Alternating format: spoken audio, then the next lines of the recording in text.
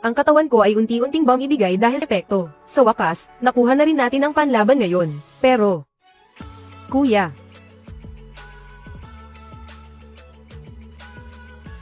ano to? Ahente sa pagpapahina ng radyasyon.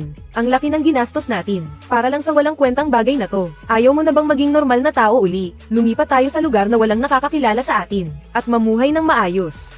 Ayoko, Lin Wan. Ikaw ba, gusto mo? Tian Yang, napagod ka na. Bumalik ka na at magpahinga ng mabuti.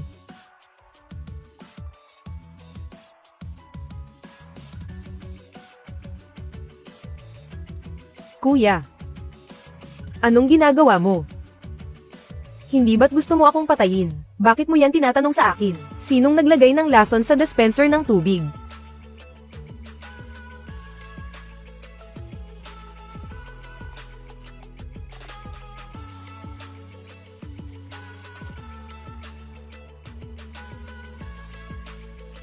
Bakit mo ginawa to? Dahil ayokong mawala ang mga kapangyarihan ko. Ilang taon tayong naging mga mersenaryo, at gumawa ng lahat ng kasamaan. Hindi ba't para lang kumita ng pera, at makagawa ng panlaban? Ang kuripot mo talaga. Dapat nating gamitin ang kapangyarihan, para kumita ng mas malaking pera, para maging hari ng mundo. Ang kasakiman ang papatay sa iyo. Tian Yang, may pagkakataon ka pa para magbago. Ito ang lakas na ibinigay sa akin ng langit. Wala kang karapatan na bawiin ang mga bagay na pag-aari ko. Ang epekto ng radyasyon ay lalo lang lalala hanggang sa tuluyang mabulok ang mga katawan natin. Wala akong pakialam. Ang mahalaga ay maayos ako ngayon. Kung anong mangyayari bukas, hindi ko na iniisip yon. Lin Wan. Turukan mo siya ng swero. Patawad na lang, Kuya.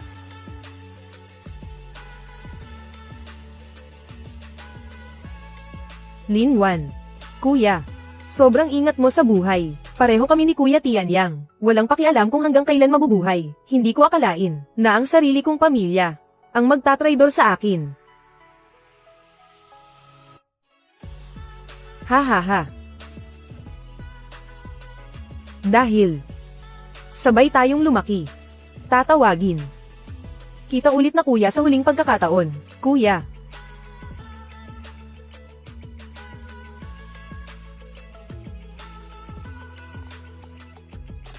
Patay na siya.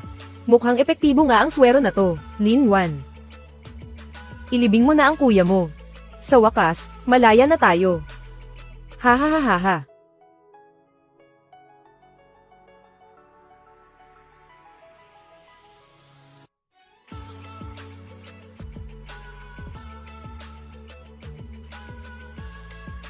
Hindi pa ako patay.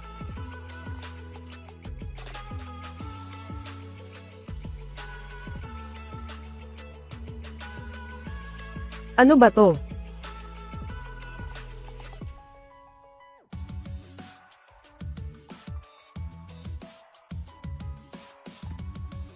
Ano ba to?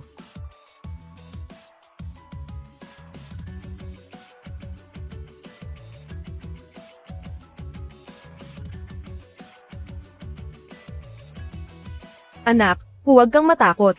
Bahay namin ito. Ligtas ka rito. Sino ba kayo? Sino ba ako? Anak. Tatay, akala mo ba sira ulo siya? Kagabi, punong-puno ka ng putik. Para kang taong putik, nakasubsob ka sa tapat ng pinto namin. Ang ate ko ang nakakita sa iyo pauwi galing ospital, at dinala ka niya rito. Salamat sa iyo. Pero wala akong maalala kahit ano. Ang utak ko, alam ko na. May amnesia ka. Napanood ko sa TV. Pukpukin lang daw ulit, may babalik na ang alaala. May ganoon palang paraan. Oo, sige, ako na. Nawalan ng alaala. Ha ha ha. May naalala ka na ba? Ipakita mo sa tatay mo. Walang problema sa katawan ng batang ito. Malakas at matatag ang puso. Ang gwapo pa at maayos tingnan. Bakit hindi na lang siya mapunta sa pamilya natin? Maging apo sa tuhod ko na lang siya. Lolo, kakadiborsyo ko lang kaya. Sige, ipakasal na lang kay Suching. Bagay na bagay silang dalawa, para magkaapo na ako sa tuhod ng maaga. Tama na, Lolo, baka matakot siya sa inyo. At saka, hindi naman ako nawawalan ng manliligaw. Ang kulit talaga nitong matandang to. Anak, kagigising mo lang. Mahina pa ang katawan mo, magpahinga ka muna. Hindi ko talaga maalala. Ayos lang yan.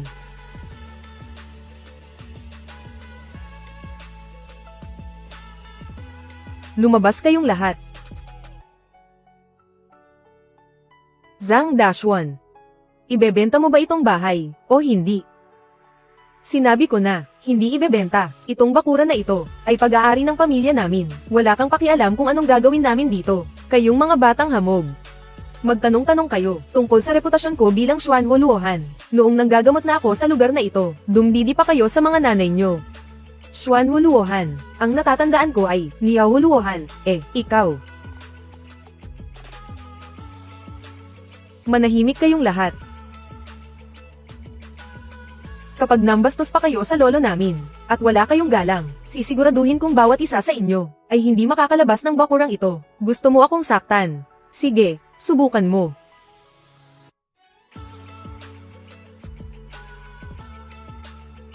Tay, dahan-dahan lang po kayo. May pamilya ka pang umaasa sa iyo. Kapag may nangyaring masama sa inyo, ang mga babae sa pamilyang ito, ay wala nang magtatanggol. Hindi naman kami masamang tao. Narito si Tito para bigyan ka ng pera. Tingnan mo. Pirmahan mo lang ito. At sapat na yan pambili ng candy habang buhay. May meeting ba rito? Gusto ko lang itanong, saan ba ang banyo rito? Saan galing ang gwapitong ito? Anong gwapito ang sinasabi mo? Anak ko ito. Kaka-rating lang niya galing sa malayo. Anak, mag-ingat kayo sa kanya. Ang ugali niya, sobrang lupit. Ako. Oo, kuya ko siya. Ang pangalan niya ay Zhang Deswai. Ang lupit, Zhang na gwapo. Sa tingin ko, Zhang na pangit ang mas bagay. Pangit ang buong pamilya mo. Hoy, bata, naghahanap ka ba ng sakit ng katawan? Bitawan mo ako, ganito lang ang galing, tapos magbabantay pa rito. Sa tingin ko, nagpapatawa lang to Bakit niyo siya sinasaktan? Wala na ba kayong respeto sa batas? Batas. Kaming magkakapatid, dito sa Longcheng, kami ang batas. Ako. Ang apelyido ko ay Wang. Ang apelyido ko ay Fa. Ang apelyido ko ay Li. Itikom mo ang bibig mo. Pinapayuhan ko kayong makisama ng maayos. Kapag hindi kayo pumirma rito ngayon, marami akong paraan. Para pagsisihan nyo to, hindi kami pipirma. Anong magagawa mo? Kung ganoon, ipapakita ko sa inyo, ang halaga ng grupo namin. Wala naman kaming ginagawa, kukuha lang kami ng video. Sa pelikulang ito, iisa lang ang bida, at ako yon. At para naman sa bidang babae. Ikaw na yon. Huwag kang mag-alala, napakadali lang ng linya mo, isang salita lang. Halika na, i-record na, ang mukhang ito. Ang katawang ito. Kapag na-post ito sa internet, siguradong sisikat siya. Anong pinifilm nyo? Ibaba nyo ang cellphone na yan. Ibalik mo ang cellphone ko. Heto, ibibigay ko sa iyo. Matandang hakluban, nang ahas ka pang agawin ang cellphone ko. Gusto mo na bang mamatay? Tatay, okay ka lang ba? Ayos lang ako, nanghihina ang mga binti niya. Parang may sakit lang. Tulungan mo akong tumayo. Halika, kaladkarin niyo siya palayo, sobra na ang ginagawa mo. Naalala ko, binigyan na kita ng pagkakataon kanina, siya ang magiging asawa ko, natural lang to. Napakasama mo. Sama mo hanggang buto, masama nga ako hanggang buto, kaya itutuloy ko na to hanggang dulo. Kaya itutuloy ko na to hanggang dulo.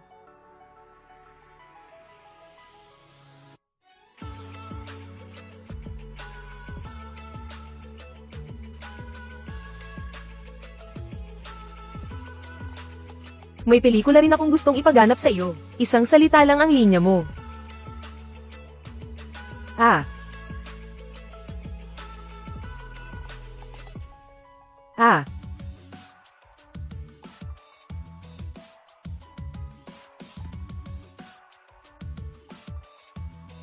Pinakaayaw ko sa lahat yung nananakit ng babae, at pati na rin ng matatanda. Anong tinatayo-tayo nyo riyan? Sugurin nyo siya. Hindi.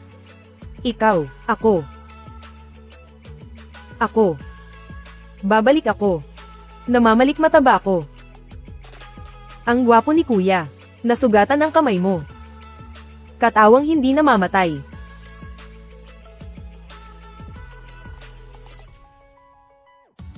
Wow.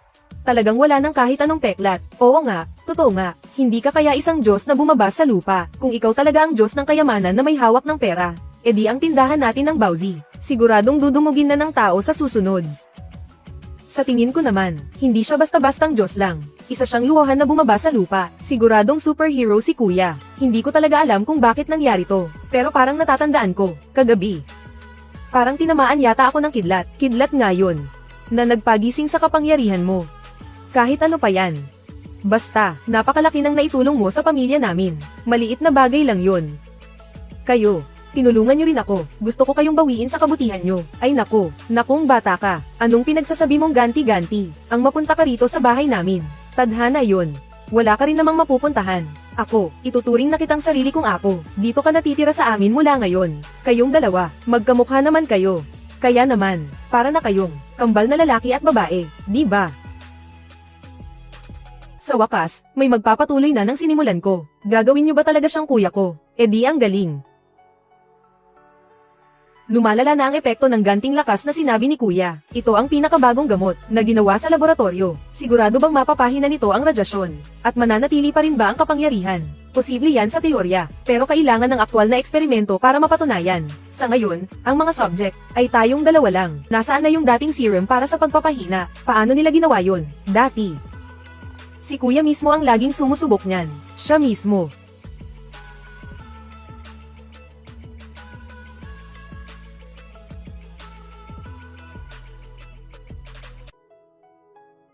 Kung ganoon, ikaw ang maging subject ng eksperimento.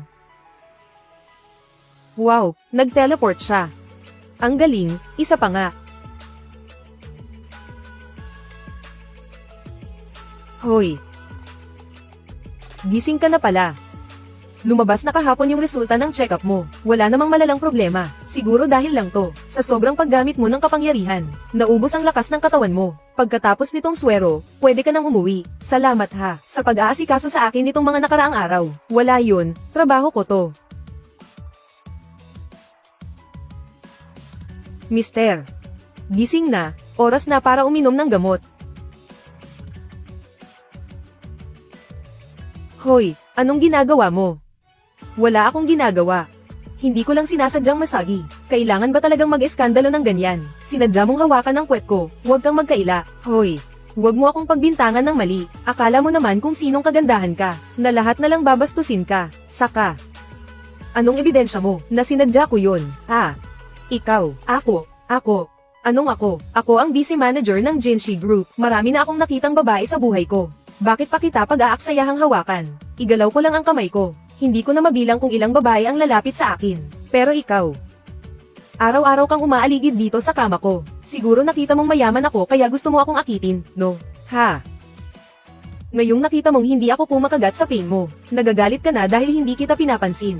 Sinasadya mo akong pagbintangan, di ba? Ha? Huwag kang ang mag-imbento ng kwento. Hindi ako makikipagtalo sa basurang tulad mo, Su Ching. Direktor, hinawakan niya ang puwit ko. Ang Jinshi Group ay ang pangunahing taga-suporta ng ospital ng Lawrence. Yung proyekto para sa bagong gusali ng klinika, kailangan pa natin ng pondo nila. Malaking tulong ang ibinibigay nila. Walang mapapala ang kahit sino kapag pinalaki mo pa ang gulo. Ano naman kung taga-suporta siya? Porke ba taga-suporta? Pwede na siyang maging bastos. Sa tingin mo baka kampi ako sa kanya? Sige na, bumalik ka na sa trabaho.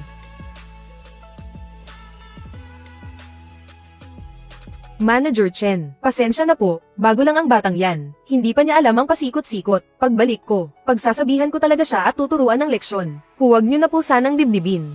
Sige, hindi na po kita iistorbohin. Magpahinga na po kayo ng mabuti. Pare. Ang tindi mo rin, ah. Pati doktor, kailangang rumispeto sa iyo. Nakita mo ba? Sa mga babaeng nagpapakitang tao na akala mo kung sinong disente. Ganito dapat ang ginagawa, yung pakiramdam. Ang lambot, talaga namang panalo.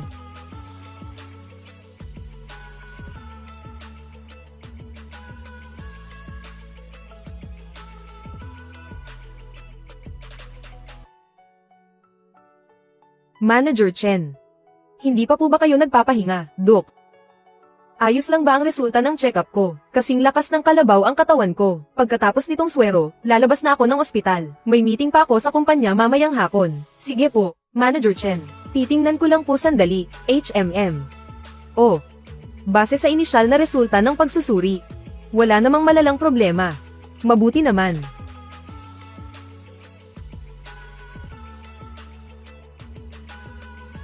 Bakit?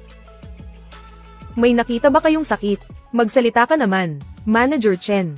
Mas mabuting huwag muna kayong lumabas ng ospital. Kasi, kailangan pa nating gumawa ng mas malalim na pagsusuri. Ay, oo nga pala, may kasama ba kayong kapamilya rito? Kailangan ko silang makausap para pag-usapan ito. Sabihin mo na lang sa akin ng direkta. Huwag ka nang magpaligoy-ligoy pa. Sige, sasabihin ko na ng tapat. Mas mabuting ihanda nyo na ang sarili nyo. Ha? HMM, sa nakikita ko sa sitwasyon ngayon. Talagang, medyo malala. Hindi. Talagang medyo malala ito. Linawin mo nga ang sinasabi mo. Sa madaling salita, ang totoo niyan ay, medyo sobrang lala nito. Ah, oo, kayo po ngayon ay, sa kasalukuyan ay, mayroon kayong cancer sa testicle. Wala namang nakakatawa rito. Itong pasyenteng ito, paunang resulta pa lang ito ng pagsusuri. Kailangan pa nating gawin ang susunod na pathology biopsy. Hintayin natin ang pinal na resulta. Ah, ganito kasi yun. Anong klaseng biro to? Cancer sa testicle. Hindi. Mapapagaling ba to? Gagaling ba ang sakit na to? Ah, Manager Chen, makinig po kayo sa akin. Siguradong mapapagaling ang sakit na ito. Kailangan nyo lang makipagtulungan ng maigi sa gamutan. Ang survival rate sa maagang yugto ay napakataas pa rin. Hinding-hindi ito magiging banta sa buhay nyo. Eh, paano ang gamutan yan? Iinom ng gamot o chemotherapy? Manager Chen, kayo naman. Medyo masakit to. Ganito kasi yan. Ang partikular na plano para sa gamutan ay nakadepende sa resulta ng pathology biopsy. Oh, kung magiging maayos ang lahat, ay tatanggalin ang apektadong bahagi. Kung swertehin, hindi magkakaroon ng anumang komplikasyon o side effects. Tatanggalin. Ha? Pwede bang linawin mo pa ng konti?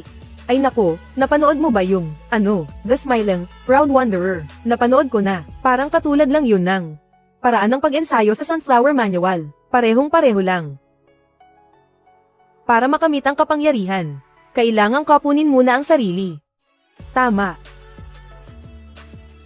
Ito ang tinatawag na walang side effects. Pumunta ako sa security room. Ayaw nilang ipakita sa akin ang CCTV. Sabi nila sira daw. Sobra na silang mang-api. Ayos lang yan. Sisiguraduhin kong pagbabayaran niya ito. Gusto mo bang maupo muna? Yung in-order nating pagkain. Kainin na natin habang mainit pa. Sige. Tapos na rin naman ang shift ko. Ito. Inihaw na itlog ng baka. Masarap to. Tikman mo isa. Sige, kain ka lang. Tol, gusto mo ba ng isang steak? Makakatulong to sa sakit mo. May benepisyo to. Bakit siya umiiyak? Basta masaya ka, ayos na. Tol, huwag kang masyadong malungkot. Isang pirasong laman lang naman ang mawawala, kahit nga maputulan ng ulo. Magkakapiklat lang na kasing laki ng mangkok. Ano pa kaya? Yung maliit na medalya lang na mawawala sa'yo. Huwag mo nang dibdibin. Ang bango. Ang mga yunak sa 4,000 taon ng kasaysayan ng China. Ang pinaka-espesyal na grupo. Tapos ka na ba? Ang kulit mo rin, no? Manunood lang ako ng dokumentaryo. Bawal pa ba? Ito. Sa pamilya nyo ba tong ospital na to? Sinadya mong kumain ng itlog ng baka kanina para hiyain ako. Ngayon naman, dokumentaryo ng mga beteng ang pinapanood mo. Ano bang balak mo? Ano bang nasa isip mo? Hayaan na nga. Kumain ka na lang ng walnut. Pampatalas ng utak mo.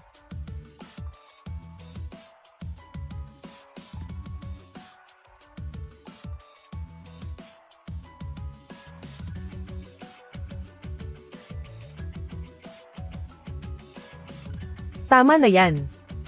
Kulang pa. Tingin ko, itong mga walnut na to, ay hindi sapat para sa utak mo. Bababa muna ako para ibili ka pa ng marami. Ngayong araw, kailangan talaga kitang turuan ng leksyon.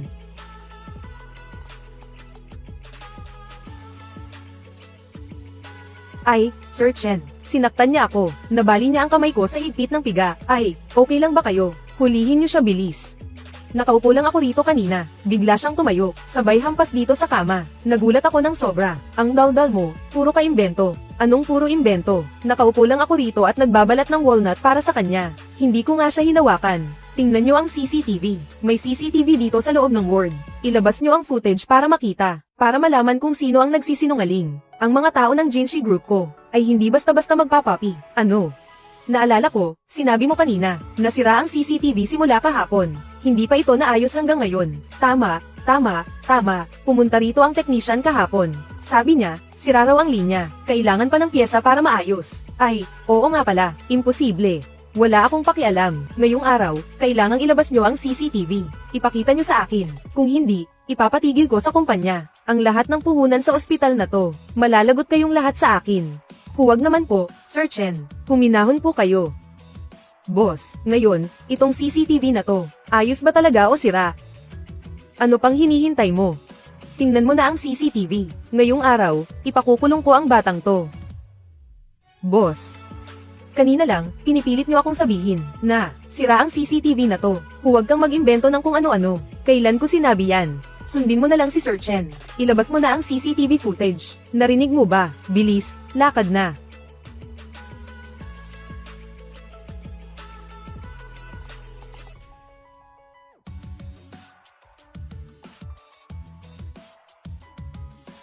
Diyos ko po, siya pala ang nambabastos. Kaya naman pala galit na galit ang nurse. Napagbintangan lang pala siya. Hindi ganoon yun. Misunderstanding lang ang lahat. Bilis, ilipat niyo na sa susunod.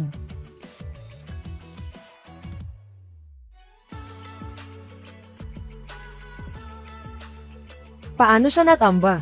Oo nga, paano nangyari yun? Nakita mo naman, di ba? 4K ultra clear pa ang video. Nakaupo lang ako roon at hindi gumagalaw. Sadya mo bang ibinagsak ang sarili mo rito? Paano mangyayari yun? Bakit ko naman itutumba ang sarili ko rito? Di ba? Ito. Parang nakakita ako ng multo ah. Siguradong pakana mo to. Anong pakana ang sinasabi mo? Nakita ng lahat ng tao. Ikaw. Ay naku. Naiintindihan ko na. Alam mo lang kasi na malapit ng putulin ang mga itlog mo. Hindi mo lang matanggap ang katotohanan. Kaya nang hina ang mga tuhod mo at bumagsak ka riyan. Ito. Huwag kang mag-imbento. Wala akong sakit. Nakita ng lahat ng tao. Wala akong kasalanan. Hindi ko siya hinawakan. Kung ganoon. Dahil lumino na ang maling akala sa akin. Itong si Doktora Suching. Hinipuan mo ba ang puwit niya? Kailangan mong magpaliwanag sa ginawa mo. Sinasadya mong mambastos ng ibang tao. Ngayong malinaw na ang ebidensya. Mag-abang ka na lang sa kulungan. Bilisin nyo nang asikasuhin to. Chen Jingli, may mas kailangang unahin ngayon. Mas importante pa kaysa sa pagkakulong. Tingnan nyo. Dapat ko bang sabihin o hindi? Ano bang hindi mo masabi ng diretsahan? Sabihin mo na. Sige, sasabihin ko na. Mayroon kayong 3 pambihirang sakit, 4 na malalang karamdaman, 5 nakamamatay na kondisyon. Kailangang maisaayos agad ang susunod na gamutan. Walang problema, pwede kang mag-apply para sa pagpapagamot habang nakakulong. Bagay lang yan sa iyo. Alis. Pakano mo ba to? Kambal tayo. Lagi kitang tutulungan. Ginoo, ang pulso nyo ay magulo na parang kumukulong tubig. Ang daloy ng dugo ay nag-aapoy. Hindi ito karaniwang sakit. Naalala ko tuloy ang isang matandang doktor na tinatawag na Xuan Luohan. Mayroon siyang sinaunang lunas para sa ganitong malalang sakit. Baka sakaling mailigtas ka niya. Xuan Luohan. Oo, si Xuan Luohan. Terra.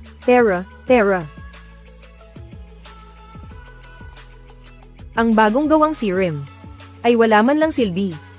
Mga walang kwentang tao, nagsayang ng napakaraming pera. Bumili lang ba kayo ng isang tumpok na basura? Ha? Kung ganoon, tayo na. Hanapin natin si Xuan Luohan. Malamang. Bilisan nyo ng imbestigahan.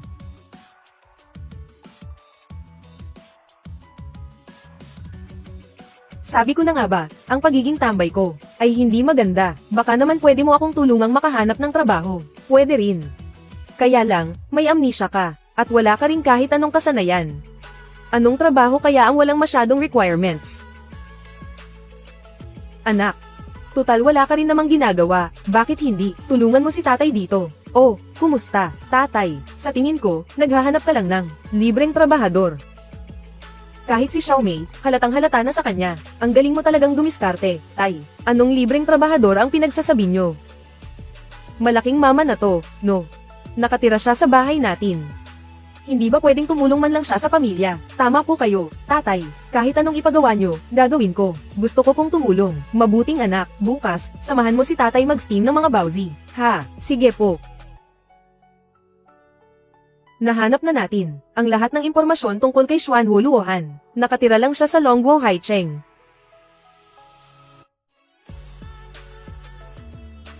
Sineswerte nga naman ako. Kahit maghukay pa ako sa lupa, hahanapin at hahanapin niyo siya para sa akin.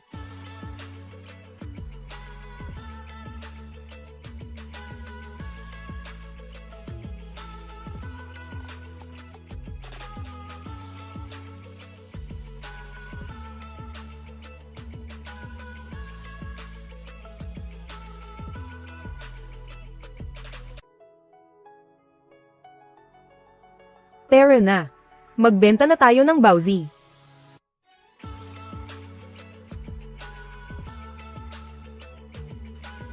Tatay, tayo, anong ginagawa natin dito? Magbebenta ng Baozi. Ano pa ba? Magbibihis tayo ng ganito, para magbenta ng Baozi rito. Diyan ka nagkakamali.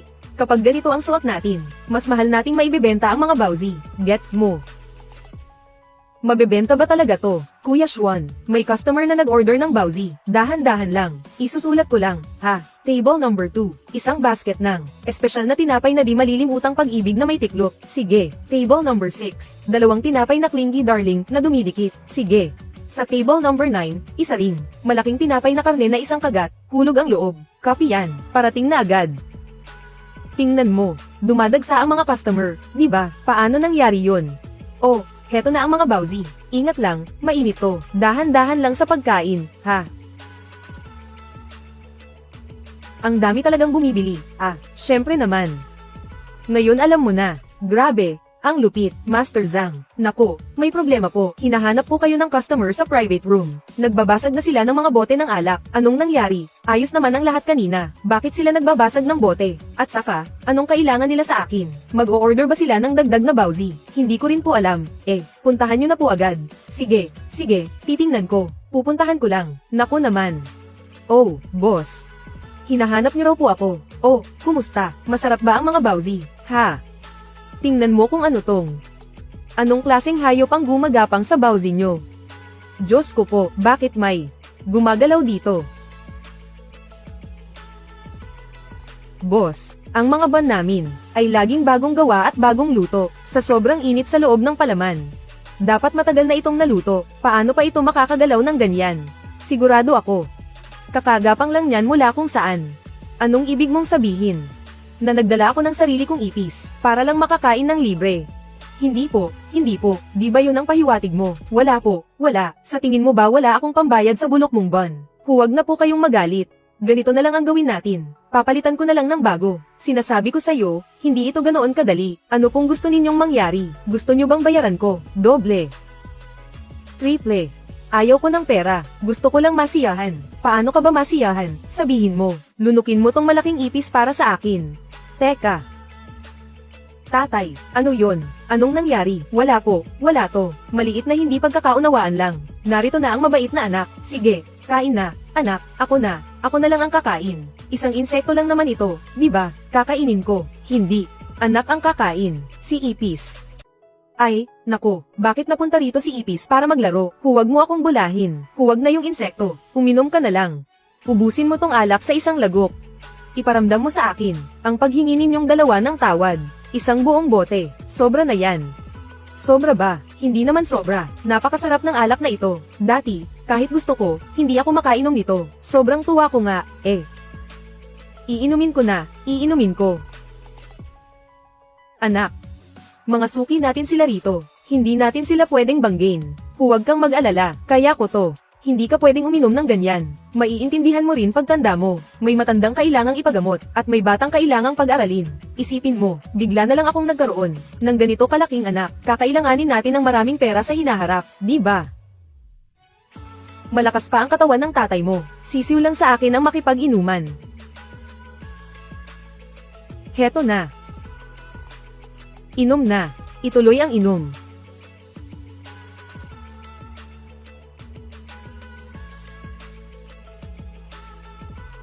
Ang sarap ng alak, napakasarap.